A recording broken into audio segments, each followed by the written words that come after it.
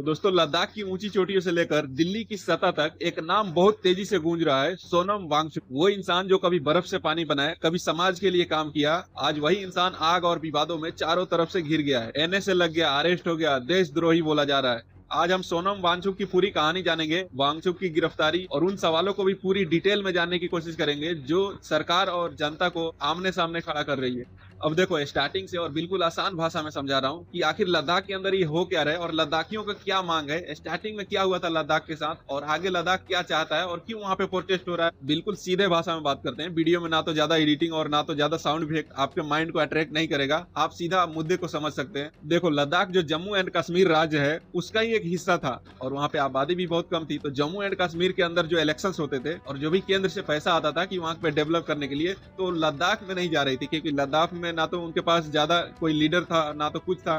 तो एक छोटा सा हिस्सा था, तो कोई भी लीडर या कोई भी नेता पॉलिटिशियन जाते थे, जिस नेता को कश्मीर की पब्लिक सपोर्ट करती थी वो नेता सत्ता में आता था और जाहिर सी बात है जब सत्ता में आता है तो फिर उन्हीं लोगों के लिए काम करता था। तो ये लद्दाख पीछे रह जाता था, इस पे कोई ध्यान ही नहीं देता था। तो लद्दाख का स्टार्टिंग से मांग है कि भाई मुझे अलग कर दो, मुझे इन लोगों के साथ नहीं रहना है। और लद्दाख के अंदर से सिर्फ 4 एमएलए जीत के जाते थे, तो ये लोग गायब हो जाते थे उनके सामने, जम्मू एंड कश्मीर के सामने। ये लोग की इनको कोई वैल्यू नहीं रह पाती थी। डेवलपमेंट, सड़कें, शिक्षा, इन सब मामलों में लद्दाख को अनदेखा किया जाता था। तो लद्दाखियों के साथ यही सब चलते आ रहा था। फाइनली 5 अगस्त 2019 को मोदी जी धारा 370 हटा देते हैं और जब ये धारा 370 हट गया तो जम्मू और कश्मीर को 2 हिस्सों में बांट दिया गया। जब इनको 2 हिस्से में बांट दिया गया तो लद्दाख एक साइड में अकेला बच गया। फिलहाल अभी राज्य का दर्जा नहीं दिया गया, वहाँ पे केंद्र शासित प्रदेश, यानी कि जो भी वहाँ का कंट्रोल होता है वो केंद्र सरकार करेगी। वहाँ की पूरी सुरक्षा की जिम्मेदारी गृह मंत्रालय द्वारा होती है। और अब इसमें एक बात समझते हैं कि आखिर उसको राज्य का दर्जा क्यों नहीं दिया गया। लद्दाख को भी एक राज्य की तरह ही माना जाता था, लेकिन वहाँ पे विधानसभा नहीं होती थी, वहाँ पे सीएम नहीं होते थे।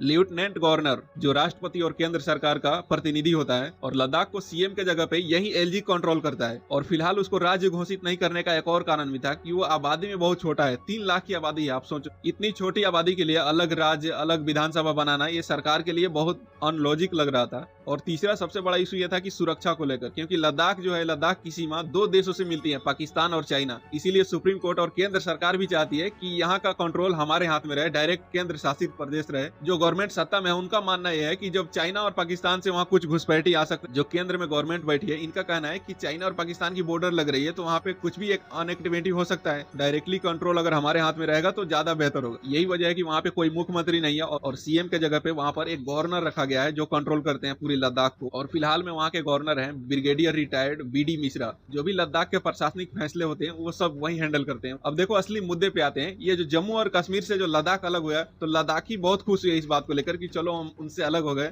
अब यहाँ पे डेवलप होगा, हमारी बात सुनी जाएगी और यहाँ का कंट्रोल हमारी हाथ में रहेगी, यहाँ की पूरी वोटिंग पावर, ये सारी चीजें हमारी हाथ में रहेगी। लेकिन वो लोग खुश इसलिए थे कि उनको लगता था कि चलो दिल्ली जैसा मंडल मिलेगी, सीएम मिलेगी, विधानसभा मिलेगा। लेकिन ठीक उसका उल्टा हुआ, उनको मिल गया ऐसा प्रशासन जो कि दिल्ली से कंट्रोल कर रहा था उनको। और लद्दाख कैसा चल रहा है, वहाँ पे क्या डेवलप हुआ, वहाँ पे किस चीज की जरूरत है, ये दिल्ली कंट्रोलर को उतना डीप में पता नहीं चलता है। तो अब लद्दाखियों को लगने लगा कि ना तो हम घर के ही हैं और ना तो घाट के हैं, ना तो कोई हमें अलग से राज्य बना के दे रहे हैं और ना तो यहाँ पे कुछ डेवलप कर रहे हैं। तो अब लद्दाखी लोग प्रोटेस्ट करने लगे। उनका कहना यह था कि चलो हमको कुछ नहीं दिया तो कम से कम विशेष राज्य का दर्जा दे दो। मुझे वो 6 चीजों का मांग की है, जहाँ पे डेवलपमेंट, शिक्षा और इन सारी चीजों के लिए एक सेंट्रल गवर्नमेंट अलग से फंड जारी करे। वहाँ के लोगों के अंदर एक डर बैठ गया कि हमारा अगर लद्दाख डेवलप नहीं होगा तो आगे चल के बाहरी लोग आके हमारी जमीन खरीद लेंगे और वो लोग आगे हो जाएंगे, धीरे धीरे हम साइड हो जाएंगे, यहाँ पे पीछे हो जाएंगे, यहाँ पे दब जाएंगे। और ये बात लद्दाखियों को अच्छे तरह से पता है कि लद्दाख कितना खूबसूरत जगह है और वहाँ पे बड़े बड़े बिजनेसमैन जाके वहाँ की जमीन खरीद कर और वहाँ पे अपने हिसाब से फैक्ट्री या जो भी कुछ लगाना चाहते हैं।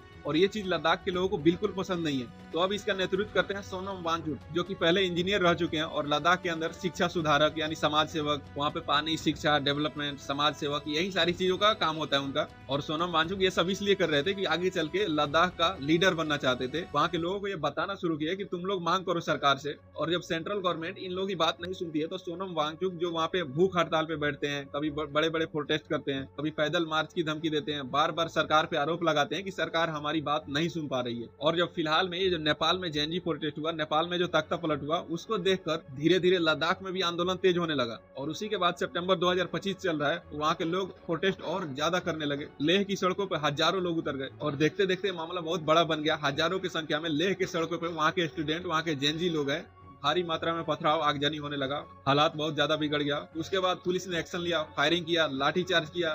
सेम वैसे ही हुआ जैसे भारत में हर जगह पे होता है। कभी किसान या जो भी अपने हक के लिए आवाज उठाता है, जो भी अपना प्रोटेस्ट करता है, पहले तो उनकी बात नहीं सुनी जाती है, उनकी मांग पूरी नहीं की जाती है, और ऊपर से डंडा और लाठी। जब पब्लिक में गुस्सा आ जाती है, आक्रोश आ जाती है, उसके बाद पुलिस लाठी, डंडे और फायरिंग ये सारी चीजें यूज करना शुरू कर देती है पब्लिक के ऊपर, जो कि ये बहुत गलत चीज है। क्योंकि अगर आपके हाथ में कंट्रोल है, अगर आप कंट्रोल कर रहे हो, लीडरशिप आपके हाथ में है, तो आप पहले प्रॉब्लम को सुलझाओ। ऐसे मामला ही मत लाओ कि सामने पब्लिक को सड़कों पे उतरना पड़े। तो अब बोलोगे इस प्रॉब्लम को सुलझाना मुश्किल है। देखो, दुनिया के अंदर कोई भी प्रॉब्लम हो ना, जब उसको सुलझाने पे आ जाएगा आदमी, तो हर तरीके से उसका आंसर और रिजल्ट मिलना शुरू हो जाएगा। और अभी लद्दाख के लेह में पूरी तरीके से कर्फ्यू लगा हुआ है, और लद्दाख स्टार्टिंग से ही शांत और बहुत खूबसूरत जगह है, और पहली बार ऐसा टकराव और ऐसा ये माहौल देखने को मिल रहा है। और ये सारी चीजों को देखते हुए 26 सितंबर 2025 को सोनम वांगचुक को पुलिस गिरफ्तार कर लेती है। एनएसए यानी नेशनल सिक्योरिटी एक्ट के तहत उन पे केस किया गया, कार्रवाई किया गया। इस केस में बिना जमानत के महीनों तक जेल में रह सकते हैं। और सिर्फ उनकी गिरफ्तारी नहीं, बल्कि लद्दाख से 1000 किलोमीटर दूर जोधपुर सेंट्रल जेल में भेज दिया गया है, जो कि राजस्थान में पड़ता है। सरकार का कहना है कि यह सुरक्षा का मामला है। चीन और पाकिस्तान की बॉर्डर मिलती है। और सोनम वांगचुक का कहना है कि सरकार हमारी आवाज को दबा रही है, हम हिंसा नहीं चाह रहे थे। और सोनम जो एक लद्दाख के अंदर ही एक एनजीओ चला रहे थे, जिसमें विदेशों से फंडिंग आती थी, तो फिलहाल इनके लाइसेंस को कैंसिल कर दिया गया, फंडिंग पे रोक लग गई है पूरी तरीके से।